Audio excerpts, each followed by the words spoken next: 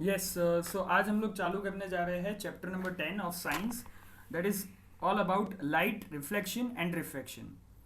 तो बेसिकली हम लोगों को पता है कि लाइट जो है, जो कोई भी सरफेस पे इंसिडेंट करती है, तो दो चीज़ पॉसिबल है। द वन थिंग इज, ऐसे तो तीन चीज़ है लेकिन अभी हम लोग दो चीज़ों की बात करेंगे।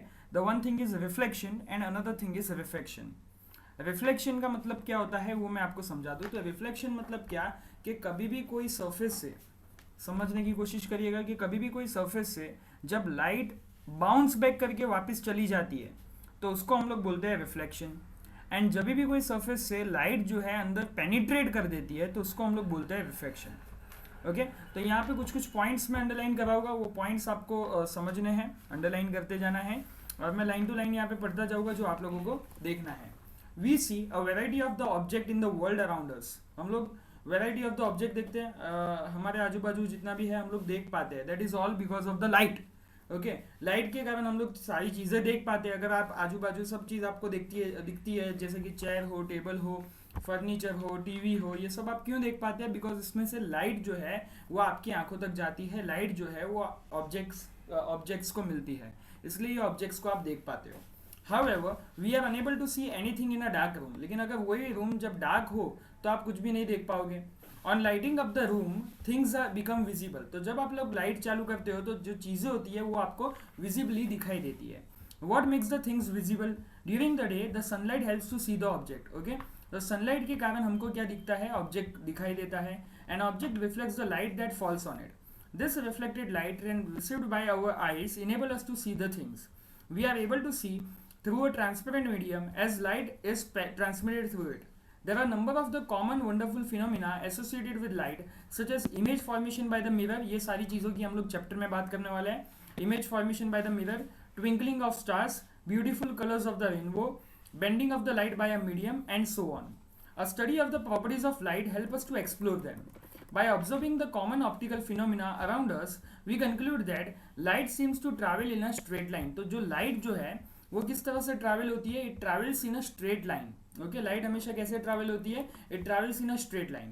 This fact that a small source of light casts a sharp shadow of an opaque object points to this a straight line path of the light, usually indicated as a ray of light. Okay, so it usually indicate what? It is a ray of light. जब हम लोग straight line बनाते हैं light के लिए, light को show करने के लिए, अब हम लोग यहाँ पे पेज में या हमारे सप्लीमेंट्री में हम लोग लाइट को किस तरह से शो करेंगे? तो हम लोग लाइट को शो करेंगे बाय अ स्ट्रेट लाइन और उसको हम लोग बोलेंगे it is a ray of light. हम लोग क्या बोलेंगे इसको? It is a ray of light. Okay, so next paragraph में हम लोग आ जाते हैं।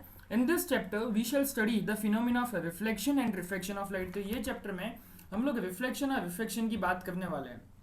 मैंने अभी आपको अभी ही बोला कि रिफ्लेक्शन का मतलब क्या होता है? When the bounce back of light takes place. जब लाइट जो है ऑब्जेक्ट से बाउंस बैक होकर वापस आती है, इट इज कॉल्ड रिफ्लेक्शन। और जब वो ऑब्जेक्ट के अंदर पेनिट्रेट हो जाती है तो उसको हम लोग बोलते हैं reflection of light. Using the straight line propagation of light, this basic concept will help us to study some optical phenomena in the nature. We shall try to understand the chapter of the reflection of light by spherical mirrors and reflection of light and their application in the real life situation. तो ये chapter में हम लोग basically reflection, refraction और उसके कुछ application पे ध्यान देने वाले हैं। सो हम लोग पहला टॉपिक ले लेते हैं, that is reflection of light. Okay, so we take the first topic, that is the reflection of light. Highly polished surface such as mirror. Okay, तो अगर हम लोग जब रिफ्लेक्शन की बात करते हैं तो सबसे कॉमन एग्जांपल जहाँ पे रिफ्लेक्शन होता है यानी bounce back of the light होती है, तो उसका नाम आपको याद आना चाहिए, that is the mirror.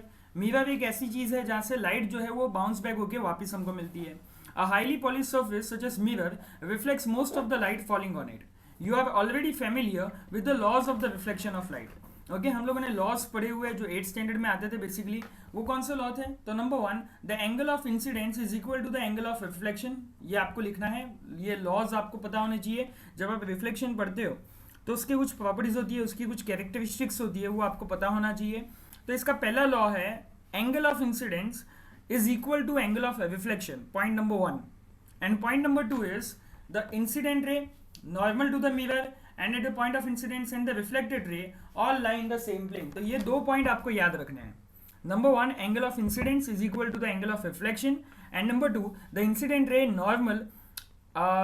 Normal to the mirror at the point of incidence and the reflected ray all lie in the same plane. This 2 points, ये आपको चीज़ याद रखनी है क्योंकि ये चीज़ इंपॉर्टेंट है।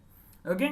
ये दो लॉ आपको याद रखने हैं, इसके हम लोग थोड़ी देर में देखने जा रहे हैं कि किस तरह से इसका एप्लीकेशन होता है। तो ये सारी चीज़ मैं आपको समझाने जा रहा हूँ थोड़ी देर में। Now this law of reflection are applicable to all the types of reflecting surface including the spherical surface. You are familiar with the formation of the image by a plane mirror. What are the properties of the image?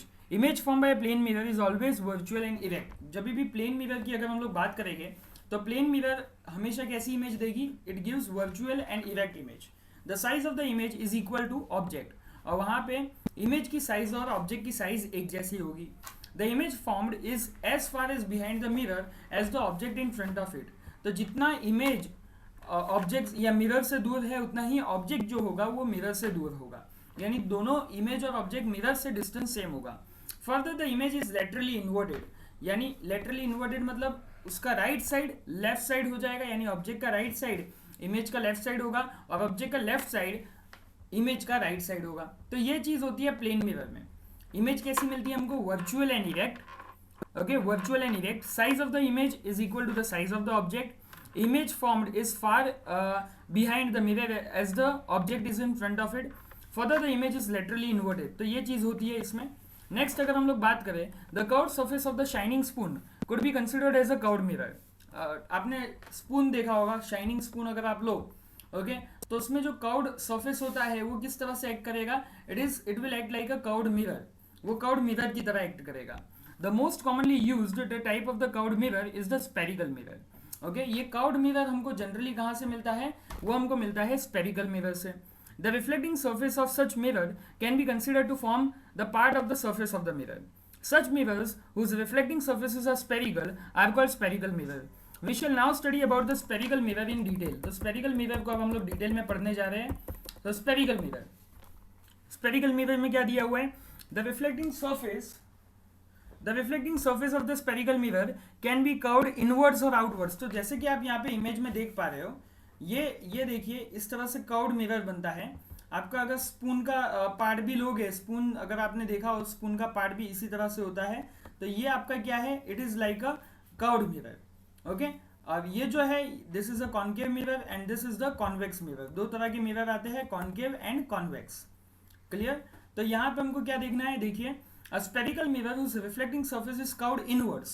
Okay, अगर हम लोग एक ऐसा mirror तैयार करें, एक ऐसा spherical mirror तैयार करें जिसका अंदर का जो कर्व्ड पार्ट है वो कैसा हो, वो शाइनिंग बनाए, तो उसको हम लोग क्या बोलेंगे? Concave mirror. तो यहाँ पे आप देख सकते हैं, यहाँ का अंदर का जो पार्ट है, देखिए यहाँ का अंदर का पार्ट जो है वो रिफ्लेक्टिंग है.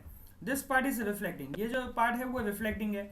इनवर्ड्स यानी अंदर का पार्ट जो है वो रिफ्लेक्टिंग है. ऐसे पार्ट को हम लोग क्या बोलेंगे? ऐसे मिरर को हम लोग क्या बोलेंगे? It is called as concave mirror. A spherical mirror is reflecting surface is curved outwards. जब ये कर्व्ड आउटवर्ड्स होगा, बाहर का पार्ट अगर शाइनिंग बनाओगे आप, तो उसको आप क्या बोलोगे? Convex mirror. तो मिरर जो होते हैं वो दो टाइप के होते हैं. Number 1 is concave mirror and number 2 is convex mirror. तो ये आपको याद रहना चाहिए कि अब हम लोग किसकी बात करें? पहला तो रिफ्लेक्शन की बात करें. रिफ्लेक्शन में हम लोग किसकी बात करेंगे? स्पेरिकल मिरर की बात करेंगे. और स्पेरिकल मिरर कितने टाइप के होते हैं? दो टाइप के होते हैं, concave mirror and convex mirror. अगर वो कर्व्ड इनवर्ड्स है, मतलब अंदर के बाजू से शाइनिंग है, अंदर के बाजू से हम लोग उसको रिफ्लेक्टिंग कर दे, तो उसको हम लोग कॉन्केव मिरर बोलेंगे. और बाहर के बाजू से हम लोग रिफ्लेक्टिंग कर दे तो उसको हम लोग कॉन्वेक्स मिरर बोलेंगे. You may now understand the surface of a spoon curved inwards can be approximated to the concave mirror and the surface of the spoon bulged outwards, it is approximated convex mirror. यानी आपका जो spoon है, अगर आप उसको अंदर के बाजू से देखोगे, इनवर्ड के बाजू से देखोगे, यानी जो इनवर्ड मतलब कि बल्ज इनवर्ड है, कर्व्ड इनवर्ड है, मतलब अंदर के बाजू ढला हुआ है, तो वो हमारा एक तरह से क्या हो जाएगा? कॉन्केव मिरर हो जाएगा.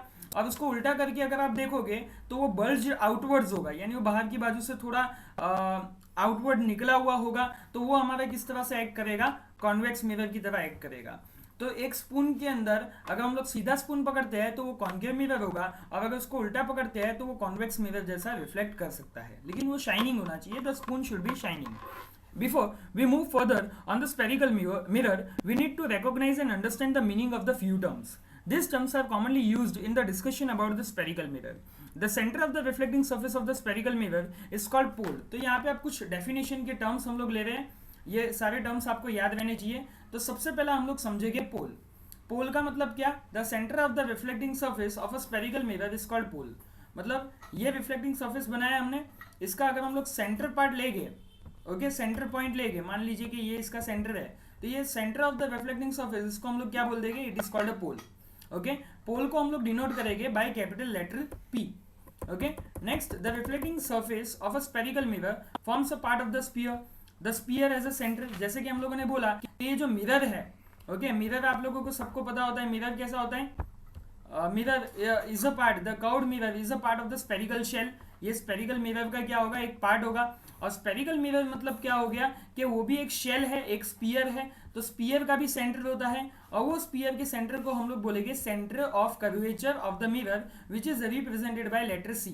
ओके, यानी ये जो शेल है उसका भी एक सेंटर होगा, क्योंकि ये मिरर जो हम लोग स्फेरिकल मिरर जो हम लोग बना रहे हैं, वो स्फेरिकल मिरर क्या होगा, वो एक शेल है, वो एक स्पीयर है, और उसका भी एक सेंटर होगा, और वो सेंटर पॉइंट को हम लोग क्या बोल देंगे, centre of curvature, and it is denoted by और it is represented by capital C। तो अभी तक हम लोगों ने कितनी डेफिनेशन देखी, 2 डेफिनेशन देखी। देखिए, दूसरी डेफिनेशन अगर मैं आपको समझाना चाहूँ तो आप इस तरह से समझ सकते हैं कि आप यहाँ पे कॉन्केव मिरर जैसे देख रहे हैं, तो ये कॉन्केव मिरर क्या होगा, ये एक शेल का पार्ट होगा, इट इज ये एक शेल का पार्ट है ना, ये स्पेरिकल शेल हो गया, ये स्पेरिकल शेल का पार्ट है, और ये स्पेरिकल शेल का खुद का सेंटर होगा, इसको हम लोग क्या बोल देंगे, सेंटर ऑफ कर्वेचर। आप देख सकते हैं ना, ये हमारा फुल शेल बन गया, this is a full shell. Okay, this is a type of, we can say a full shell, है ना, ये अक्का हमारा फुल शेल बनेगा, this whole is a shell, spherical shell. And उसमें से अगर आप देखिए तो इसका जो सेंटर होगा उसको सेंटर ऑफ कर्वेचर बोलेंगे, एंड अगर ये हम लोग मिरर का सेंटर लेंगे, रिफ्लेक्टिंग पार्ट का सेंटर लेंगे, तो उसको हम लोग पोल बोलेंगे। तो ये आपको क्लियर हो गया होगा। अब नेक्स्ट हम लोग टॉपिक पे जाते हैं। यस, ये आप याद कर लीजिएगा, इसको सेंटर ऑफ कर्वेचर बोलते हैं। It lies, please note that the centre of curvature is not the part of the mirror. जी बिल्कुल, कि सेंटर ऑफ कर्वेचर जो है वो पार्ट ऑफ द मिरर नहीं होता है, वो मिरर के बाहर होता है।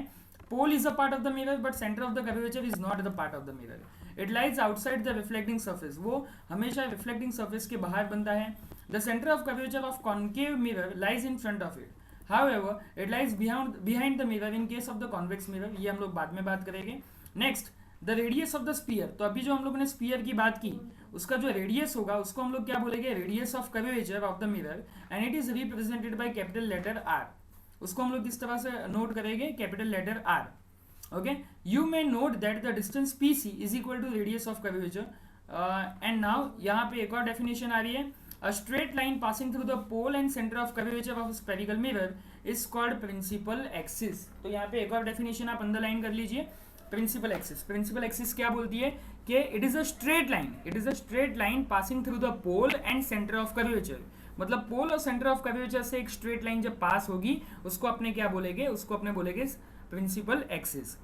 Okay, so this is all about the introduction of this chapter. यहाँ पे हम लोगों ने बेसिकली सारा बहुत इंट्रोडक्शन देखा है, एंड ये सारे इमेज फॉर्मेशन हम लोग बात करने वाले हैं, image formation of the spherical mirror, ये सारा का सारा हम लोग अब नेक्स्ट लेक्चर में देखेंगे। ठीक है, तो इतना आप लोग पक्का कर लीजिए। आई थिंक कि आप लोगों को मैंने जितनी भी डेफिनेशन लिखाई है वो आपने अंडरलाइन कर ली होगी, एंड इन नेक्स्ट लेक्चर हम लोग इसको थोड़ा और डीप में ले जाएंगे। Thank you.